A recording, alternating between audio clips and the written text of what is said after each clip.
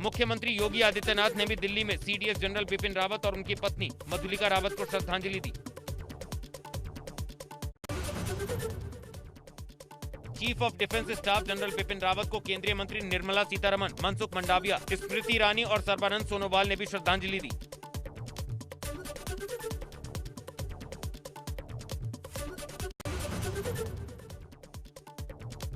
कांग्रेस नेता राहुल गांधी ने दिवंगत chief of defence staff general Bipin Rawat और उनकी पत्नी मधुलिका रावत को श्रद्धांजलि दी और इस दौरान उनके साथ पार्टी महासचिव केसी वेणुगोपाल भी मौजूद थे। पूर्व मुख्यमंत्री और समाजवादी पार्टी के नेता मुलायम सिंह यादव ने सीडीएस जनरल बिपिन रावत और उनकी पत्नी मधुलिका रावत को श्रद्धांजलि दी।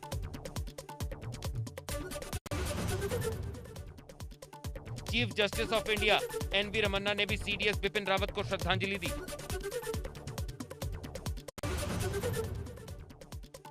केंद्रीय मंत्री नरेंद्र सिंह तोमर और राज्य मंत्री कैलाश चौधरी ने दिवंगत सीडीएस जनरल बिपिन रावत और उनकी पत्नी मधुलिका रावत को श्रद्धांजलि दी।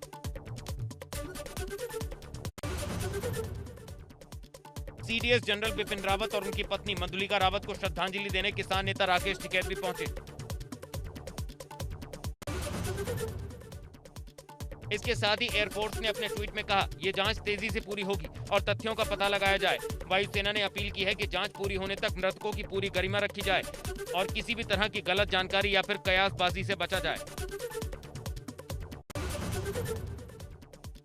इसके साथ ही एयरफोर्स ने अपने ट्वीट में कहा, ये जांच तेजी से पूरी होगी और तथ्यों का पता लगाया जाए। वायुसेना ने अपील की है कि जांच पूरी होने तक मृतकों की पूरी गरिमा रखी जाए और किसी भी तरह की गलत जानकारी या फिर कयासबाजी से बचा जाए। ब्रिटिश उच्चायुक्त एलेक्स एलिस ने कहा कि ऐसे व्यक्ति थे जिन्होंने रक्षा के क्षेत्र में ब्रिटेन और भारत के बीच संबंधों को बेहतर बनाने का बहुत काम किया। हम उन्हें, उनकी पत्नी और दुर्घटना में मारे गए अन्य सभी लोगों को याद कर रहे हैं। इनमें ब्रिटिश उच्चायोग के कई करीबी दोस्त भी शामिल हैं।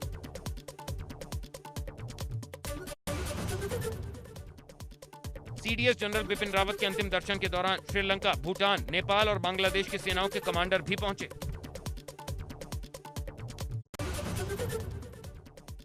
ऊर्जा मंत्री श्रीकांत शर्मा और व्यापार मंडल के व्यापारियों ने दुर्घटना में बिपिन रावत सहित सभी लोगों की मौत पर शोक व्यक्त किया।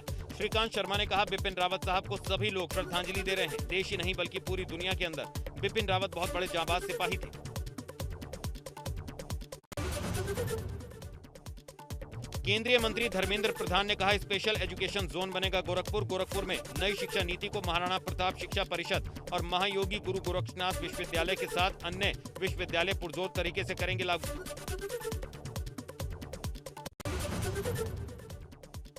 सीडीएस रावत की मौत से जिला रुद्रप्रयाग में चारों ओर शोक की लहर। कैंडल मार्च निकालकर सीडीएस रावत को दी गई श्रद्धांजलि।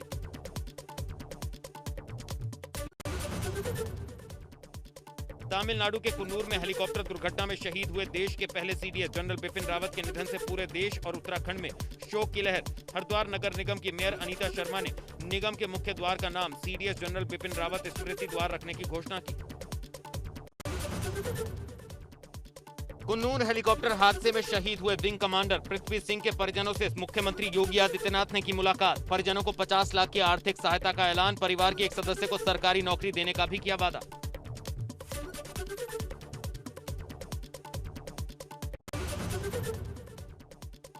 बीजेपी आईटी सेल के प्रमुख अमित मालवीय का प्रियंका गांधी पर हमला। ट्वीट कर कहा, देश शोक में डूबा है। प्रियंका गोवा में डांस कर रही हैं। कहा, 26/11 के समय राहुल गांधी भी पार्टी कर रहे थे।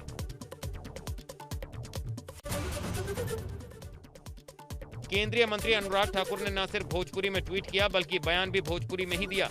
अनुराग ठाकुर ने पहले ट्वीट करते हुए लिखा, भोजपुरिया भाषी भाई लोगन, हमार सादर प्रणाम।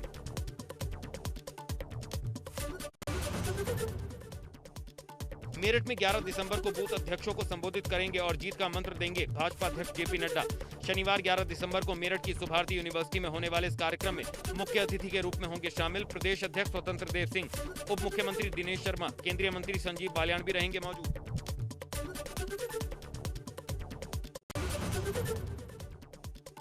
योगी सरकार देगी राज्य कर्मचारियों को नए साल पर तोहफा। दिसंबर में सैलरी के साथ होगा बढ़े हुए महंगाई भत्ते का नकद भुगतान। वर्तमान में सरकारी कर्मचारियों और पेंशनर्स को 28% की दर से डीए और डीआर मिल रहा है। वहीं 3% के इजाफे के बाद उन्हें 31% की दर से महंगाई भत्ता और महंगाई राहत का भुगतान किया जाएगा। उप मुख्यमंत्री दिनेश शर्मा ने बलिया का किया दौरा।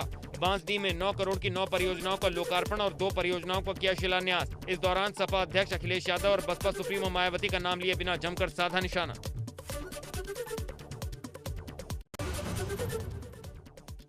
प्रयागराज पहुंचे कैबिनेट मंत्री ब्रिजेश पाठक का अखिलेश यादव पर बड़ा हमला। समाजवादी पार्टी पर बड़ा हमला बोलते हुए उसे गुंडों माफियाओं को बढ़ावा देने वाला संगठित गिरोह करार दिया। कहा सपा ऐसा गिरोह है जो हमेशा गुंडों, बदमाशों और लुटेरों को बढ़ावा देता है और उनके बल पर किसी तरह सत्ता पर काबिज होना चाहता है।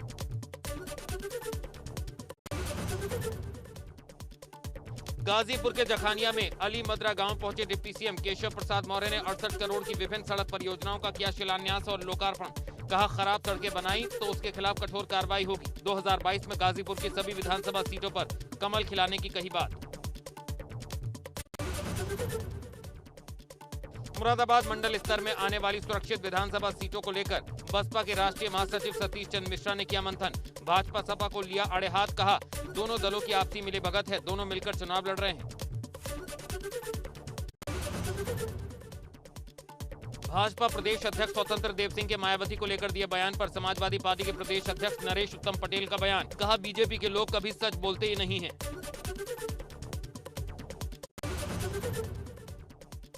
श्रावस्ती में किसानों की घर वापसी को लेकर कार्यकर्ताओं को फूल मालाओं से किया गया सम्मानित। कृषि कानून के खिलाफ 1 साल से धरने पर बैठे थे किसान। तीनों कृषि कानूनों की वापसी के बाद बॉर्डर खाली कर लौट रहे किसान।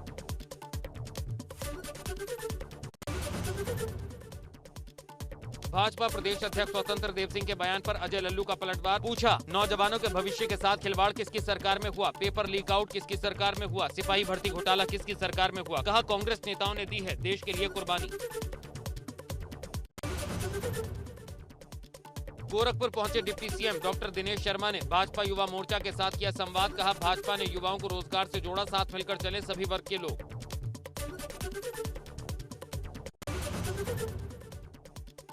सहारनपुर पहुंचे भाजपा प्रदेश अध्यक्ष स्वतंत्र देव सिंह ने सिद्धपीठ श्री शाकंभरी देवी के किए दर्शन। छुटमलपुर में आयोजित जनसभा को संबोधित कर कहा पीएम मोदी और सीएम योगी के नेतृत्व में प्रदेश में बड़ी बड़ी योजनाएं आई, हाईवे आए, मेडिकल कॉलेज बने, यूनिवर्सिटी बनी। लेकिन पहले की जो सरकार थी प्रदेश में गुंडाराज, व्यापारी सुरक्षित नहीं थे और लोग पलायन करने को मजबूर थे।